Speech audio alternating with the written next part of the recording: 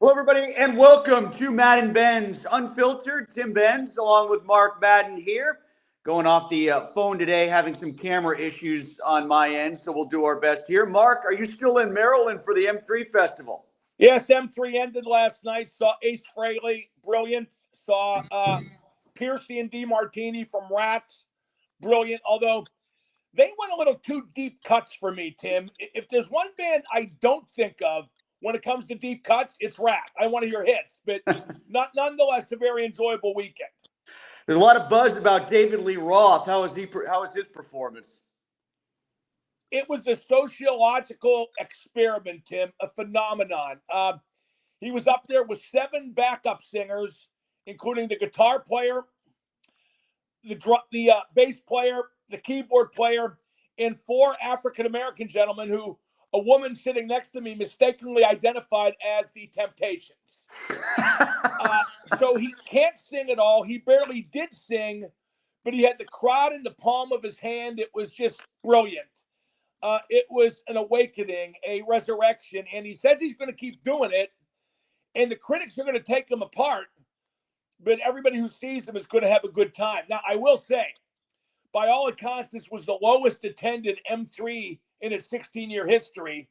It wasn't a terrific lineup, and I think they counted on Dave to sell the tickets, and he didn't, not really, but all in all, enjoyable, and as always, the best performance on the show registered by Winger, Red Beach of this parish, polished professional. They've never disappointed. Of all of my all-time favorite bands, Tim, Winger has never turned in a duff performance. They've always been very good.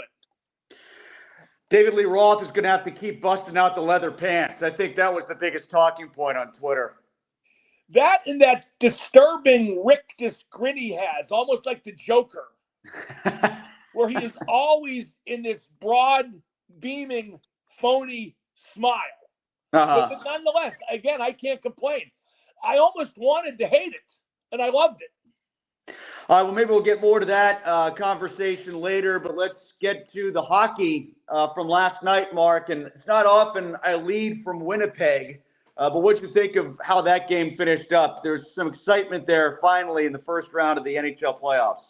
Yeah, I thought the first round was really drab till these last 2 games with Rantanen burying his old team, Denver and Winnipeg tying it with under 2 seconds left and winning in double overtime. I think this play's been slow and ponderous. Hockey in general has become overcoached, too systematic. But we won't remember that about this first one. We'll remember the drama of these 2 games. Winnipeg had to get through, or they had to burn it down, and they would have had to reconsider their future with Hellebuck, who really didn't play terrific last night either. He just, stood tough in overtime and happened to win. I mean, to be yanked in 3 consecutive road games, it's a good thing they're the President's Trophy winner, Tim, and have home ice advantage. Otherwise, they'd be cooked just based on Hellebuck's struggles on the road. But it was some games, some finish. I actually prefer Rantanen, and what happened there is the story, because it illuminates that maybe Colorado is not a surefire Stanley Cup winner that Sid needs to go to and win with his buddy Nate Dogg. Maybe there would be better choices if Sid ever decides to leave, although I guess him and Nate are going to hook up for the World Championships with Canada because Sid is a hockey addict, a junkie, just can't get enough. But Rantanen scoring that Hattie in the third illustrates that Colorado, not that they should have paid Rantanen. I don't believe you can make him higher paid than Makar and McKinnon. But they should have held on to him until season's end and let him leave as a free agent if the goal was to win now. You can't be both thrifty and try to win now. They should have held on to him, and really Colorado got their just desserts when Rantanen haunted them. And boy, what heavy lifting he did, Tim, because let's not forget, Dallas was without Robertson and Heiskanen. Well, Mark, I know it's a long shot, and I don't think there's really any merit to it, but Penguins fans, after seeing what happened to to Colorado, are trying to flip the script a little bit and say, okay, forget about Sid going there. What about McKinnon coming here as part of the rebuild? I don't think that's going to happen, but hey, wishful thinking. Why not speak it into existence? Colorado fans have been doing that for 3 years with Crosby. I never speak stupid into existence, Tim. I'll leave that to Pat McAfee. But in terms of bringing in a big name, like people talk about Mitch Marner, Right. who's going to be a free agent, the Toronto winger, and a great winger, a unique winger, a playmaking winger. There aren't many of those. But when you're rebuilding, as the Penguins are, to bring in the big name prematurely could actually hurt the process. You want to wait till you're almost done with the rebuilding and then identify exactly what you need and then bring in that guy. Case in point, when Toronto was putting their team together, they gave John Tavares way too much for way too long. And he's played well, but they just didn't need him. They wound up with Nylander and Marner and Matthews. They just didn't need John Tavares. They could have done better with some defensemen. But they wanted to collect stars. He's a local guy. And going back to Marner, the Penguins, I mean, he's a great player. And maybe you get a guy like that eventually. You just don't do it now. Plus, which you don't want to spend in the cap for a couple of years. You're losing revenue with ticket sales dropping. You got to be thrifty when the hockey part of it dictates that's okay, which is the case right now. Well, you're sort of saying that that's kind of the opposite of what Colorado just did to your point about Rantanen, and that's the other side of the coin. But the one caveat, Mark, or the one pushback maybe I give to that on the whole Marner thing is, since the Penguins aren't doing this rebuild in a traditional fashion and they've got older components as it is right now, is it that glaring of a misstep to give it a shot here because they're in a different stage of a rebuild than a Yes, classic it is team? absolutely that glaring of a mistake. You could add Mitchell Marner to this team. It would be like adding Aaron Rodgers to the Steelers. They're not going to win a playoff game. The Penguins wouldn't win a playoff series and still might not make the playoffs. I hate it when guys like the B team, one of their guys keeps saying, this team is built to win now. This team is built to win now. This team is built to win now. Look at the friggin' roster. It's not built to win now. And I know that because it's not winning. What do you think about the latest on the coach search, Mark? You hearing anything? Let me tell you a fear that's developed in my mind, Tim. And I've not heard anything. You know, my choices remain Carl from Denver, Nelson from Hershey, Woodcroft, the ex-Oilers coach, is my dark horse. I want to add Jay Pandolfo from BU to that list because he's coaching college, but he has a lot of pro experience, not least as a player. You know what worries me? I trust Dubas. I do. I think he'll be the hero when all this is over.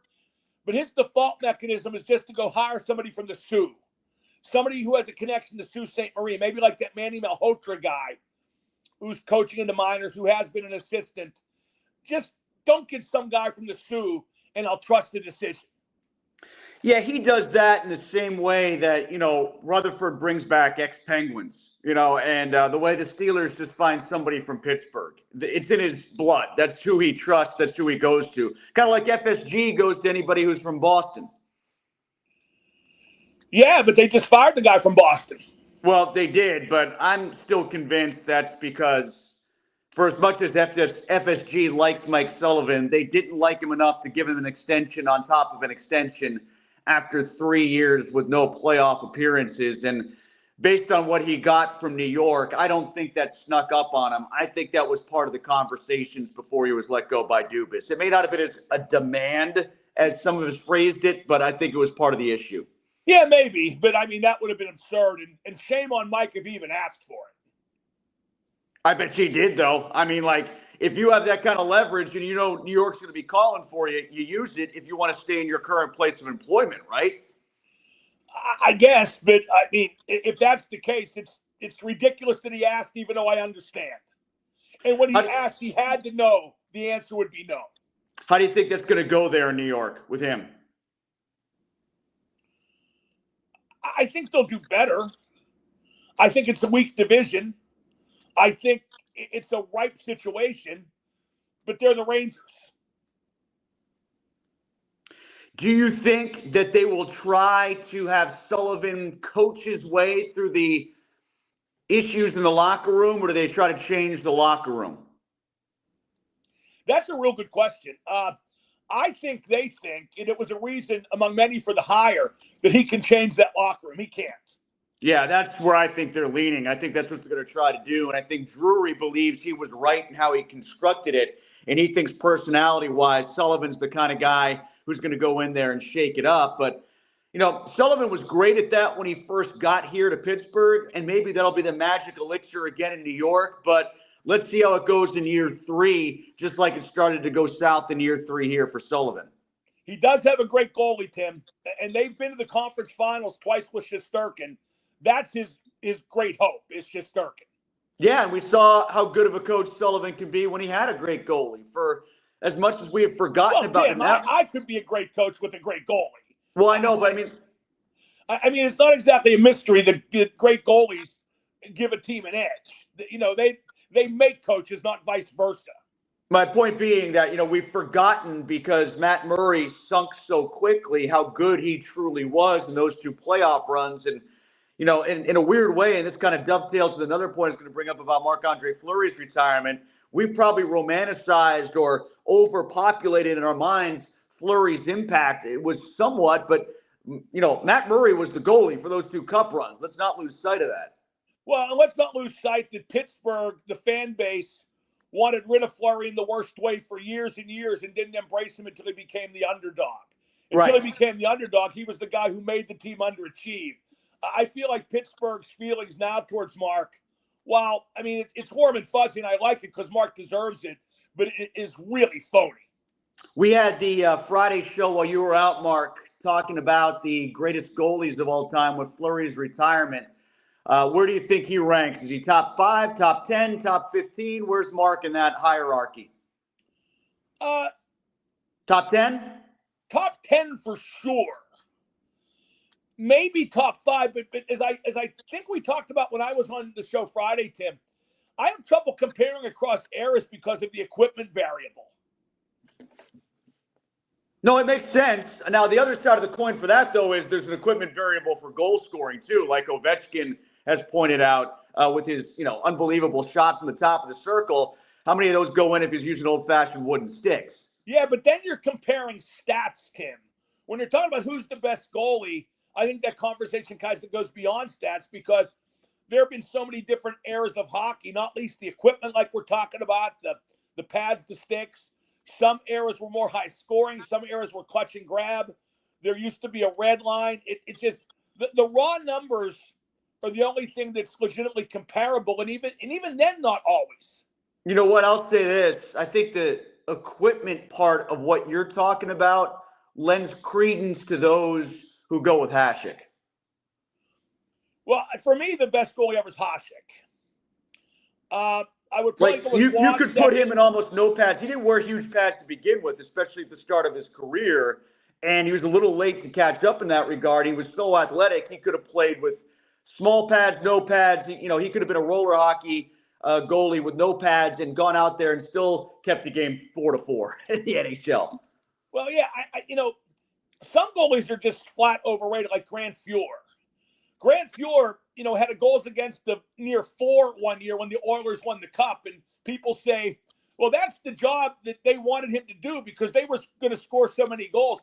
I can guarantee you that Glenn Sather was not happy, the coach, that Grant Fuhr's goals against was up near 4. Okay, I think Hasek, given all different circumstances over varying eras, was the best. Then I would go with Waugh. Then probably Brodeur, although he had the edge of being on a team that played so much defense. I mean, concentrated almost solely on that with the trap for much of his career. And then Mark's in there somewhere after that. But then I go back to like the Drydens and the Ponts and the Tretiaks and the guys from that era who didn't have the equipment but still were brilliant. I mean, if you're asking me who the best puck stopper I ever saw was, Hasek number 1, Dryden number 2. Mark, want to get back to the coaching thing. By the way, Tim, forgive this. You know who found a way to overcome the equipment variable back when? Who's that? Tony Esposito. He was a great goalie. Still has the single season record for shutouts, I think. And he was a butterfly guy. He had a black nylon web sewn into his crotch. So when he butterflied, the web unfolded and covered his 5-hole. Was that legal? No. But he for sure did it. It's very well known.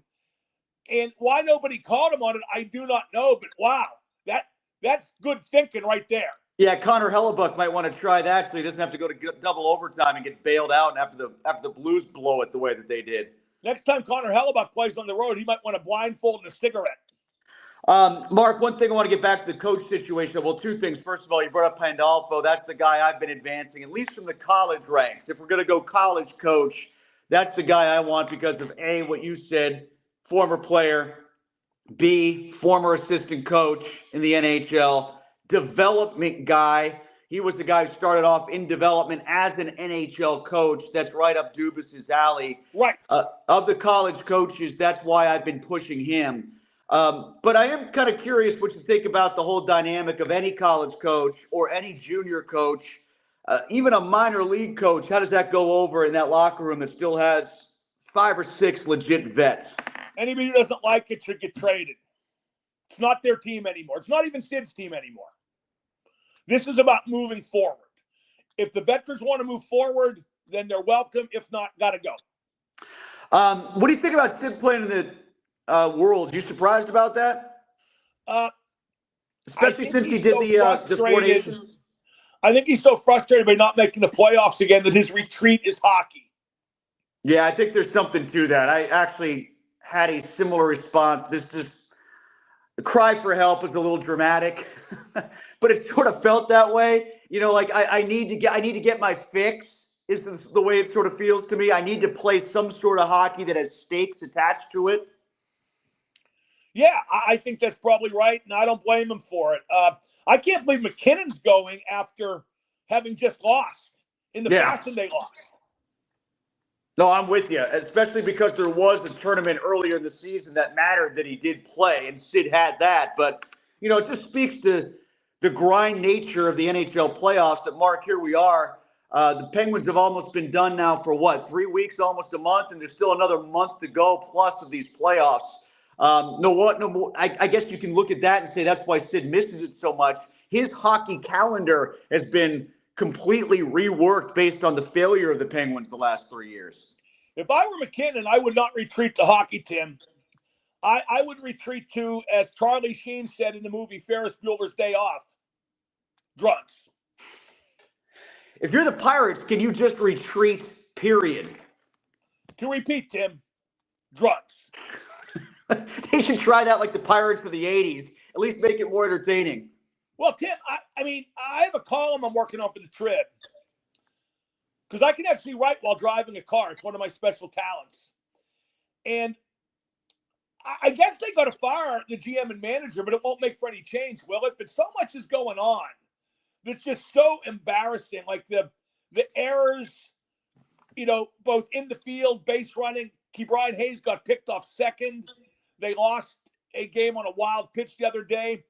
PNC Park has turned into a dark funereal place despite being such a great ballpark.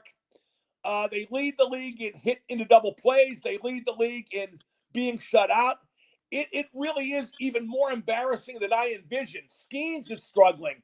Reynolds is struggling. And I kind of have this theory that when you're a legitimate player on a really bad team in any sport, your performance can slide if you're not really psychologically astute. Otherwise, you can be known by the company you keep. So, given that I think, nobody knows for sure, but I think these guys are on 1-year contracts, I would get rid of them just as a sacrifice for the citizens. But I don't sense that's imminent. Do you? No, I don't. And, for the folks out there to say, why bother firing them? It's not going to change anything. It can be better than this. It has been better than this. It was better than this with Hurdle and Huntington most recently. Yeah, but that was then. This is now. As I wrote in a prior Trib column, between 13 and 15, they made signings like Russell Martin. They traded for guys like Jay Happ. They made moves to try to win, but that didn't yield any more profit. In fact, they probably lost money in the pursuit of winning. The profit margin went down, I should say. So I think Nutting learned from that, and he's just not ever going to do it again. I don't think that was about Hurdle and Huntington. I think that was about them willing to push the envelope, even if it was just a little bit, in the effort to win. Well, Mark, one thing you didn't mention there, amidst all the things that are going poorly for the Pirates, one glaring thing that stands out is, and you talked about the funereal feeling at PNC Park. My God, are they bad at home? They are terrible at home. They are right now 7-12. That's the most home losses in all of baseball. Even bad and mediocre teams like the Cardinals, who they play next. The Cardinals aren't good this year. They're in fourth place. The only team behind them in the Central is the Pirates. They're under 500. They're 12-6 at home. Like, you got to be better at home. And I don't know if it's a chicken or the egg kind of argument that we're getting into or not, but I think it does feed how much the atmosphere and how negative it is there. There's nothing behind them at all. Tim, here's what the fans need to get behind. Hunter Barco. What's that? Hunter Barco, the pitcher who just moved up from AA to AAA. Oh, he's the next big thing. Yes. He's the next guy. If Chandler's not the next guy, because Skenes is going to be the departing guy. It's always one pitcher away, Tim. It's kind of like the song Gimme Shelter, but with pitchers. Yeah, well, that's going to correspond probably with who? Keller being traded then at some point this year? Oh, I don't know. I just know it's another hope spot they can hang their hats on. Yeah, no, I hear what you're saying, because they've always got to sell prospects because they never have anything in the present. Like, there's 4 guys in this lineup right now regularly who are under 200. I think there's 5 guys who have regular at-bats that are hitting under 210. Derek Shelton said yesterday that there's more this offense can get to. Is there? Like, maybe O'Neal Cruz, maybe Brian Reynolds, but the vast majority of it, it's just not there. It's no good. Well, you know who really got to change their tack? And I bag on these guys a lot, but I'm not going to stop. The people who cover the Pirates, except for Parada, they should be absolutely embarrassed the way they cover the team. Like, during this team falling apart, they've not lost 8 of 10, right? I saw 2 articles. O'Neal Cruz blossoming into MLB's next superstar. Yeah, he's going to go for 30 home runs, 30 stolen bases, 30 times thrown to the wrong base. Cover this team like it's 3 Mile Island. Cover this team like it's the end of the Vietnam War. Cover this team like what it is, an ongoing disaster. Speaking of that sort of tone, did you see that Trump wants to reopen Alcatraz, Mark? There's no business like show business like no business, I know. I mean, if Clint Eastwood's well enough, I'd have him rededicated. Well, how about The Rock? We can bring back, just basically redo The Rock and put people back on the island by way of doing The Rock, the sequel. Yeah, they're breaking in. Yes, exactly. This time they're breaking in. Yeah, I don't know what to say. I don't know what to say. I don't know why that is something we're doing or talking about for the President of the United States. Let's get to some comments here. I'm trying to figure out how to do this on my phone, so give me a little bit. Eric says, when the hillbilly grifter was interviewed last season, didn't he say 2025 was the year they circled for a playoff run? Do you guys recall what the exact statement was? I swear that was the position. Much like you, Eric, I don't remember the exact verbiage, but it was words to that effect. And it was also something. Tim's gone. Oh, my God. Well, we're down near the end anyway. I'm Mark Madden. I'll be wanting more money to be the sole host of this.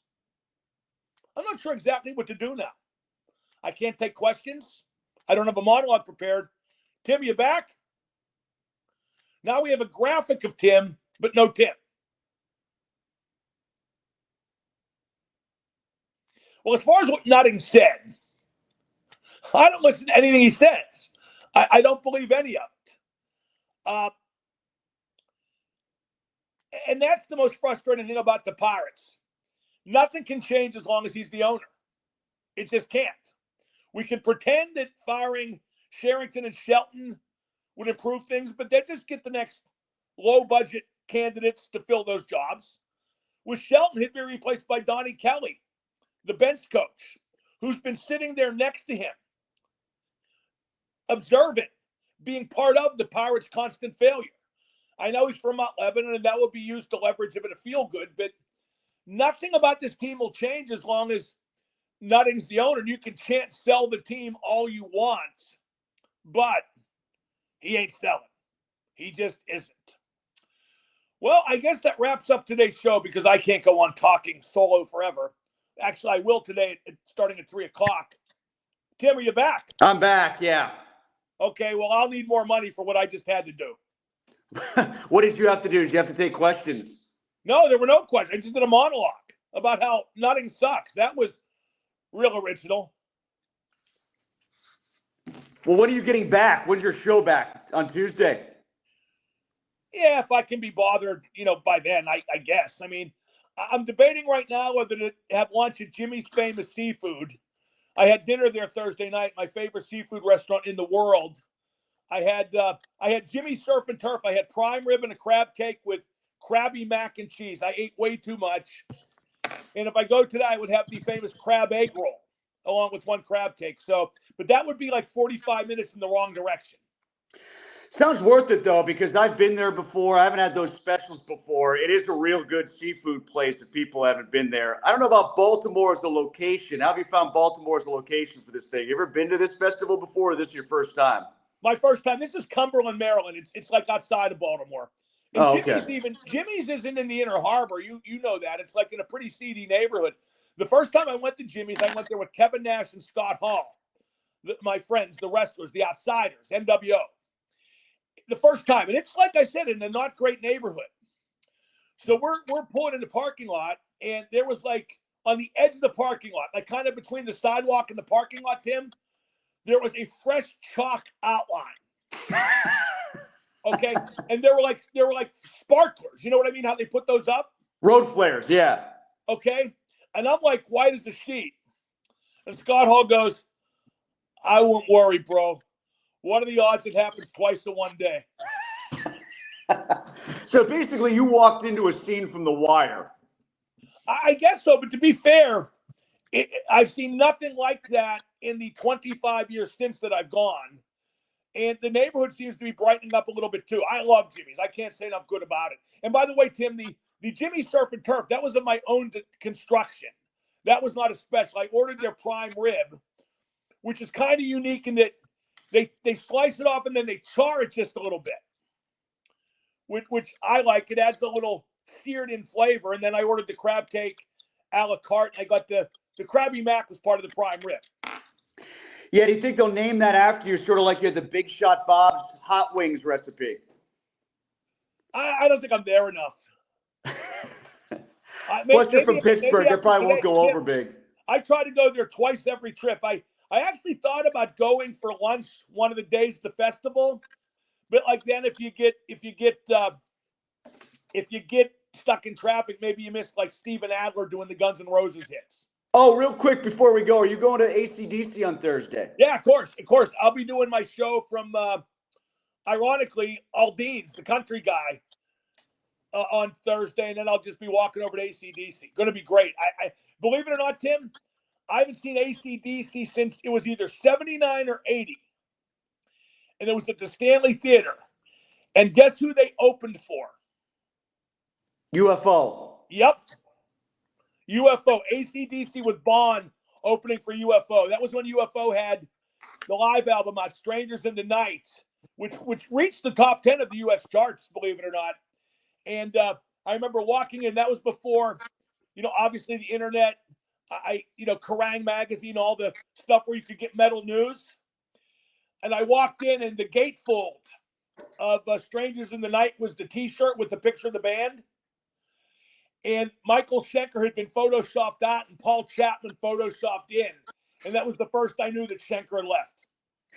What are you hearing about this set list? Are they doing the same thing every night, or are they shaking it up? What have you heard? AC/DC. Yeah, or they're not starting here, are they? They've been playing elsewhere, right? Yeah, oh yeah. No, they've been playing for a couple weeks, I think. Well, here's the thing about AC/DC. Their songs are so short, and they don't indulge drum solos and guitar solos, crap like that. So I'm not sure how many songs there are to rotate in and out when you're playing like 25 a night, which I think they are. Well, at their age, they probably just want to get the hell off the stage. Well, it's Brian and Angus, and then the cousin Stevie took Malk's place when Malk had his dementia and then passed. and it's two hired guys on bass and drums. So, but yeah, you know what's funny? I noticed this at M3. The old-timey rock guys don't hire young guns for the most part. They keep with their own. Yeah, or slightly younger because they don't want to look absurdly old up there. The one exception this weekend was Sebastian Bach, ex of Skid Row. Yeah. He pointed out that Skid Row's first album was older than his guitar player by a couple months. How was his voice? He had a great voice when he was in his prime. How is he still got it, or? The voice is scratchy. A lot of energy, though. A lot of energy. He's a big guy, too, Tim. He looks like he's coming right at you. I've got to tell you, again, Winger was the closest to the original thing from back when.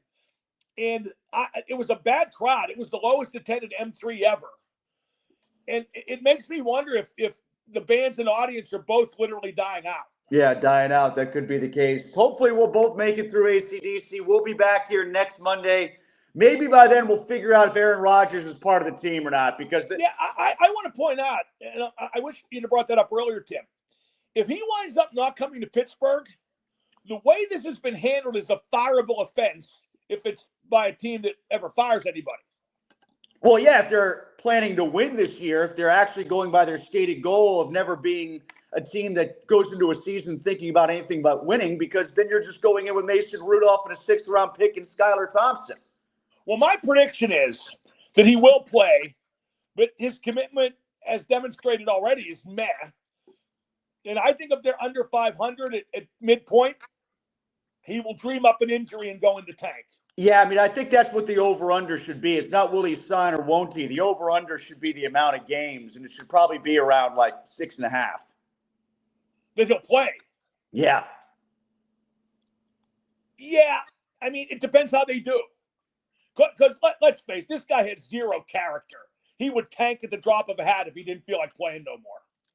All right, we'll be back next Monday to figure it out. Mark's back on Tuesday. Tom's in today. This is Madden and Benz Unfiltered. Thanks for watching here at Trib Live.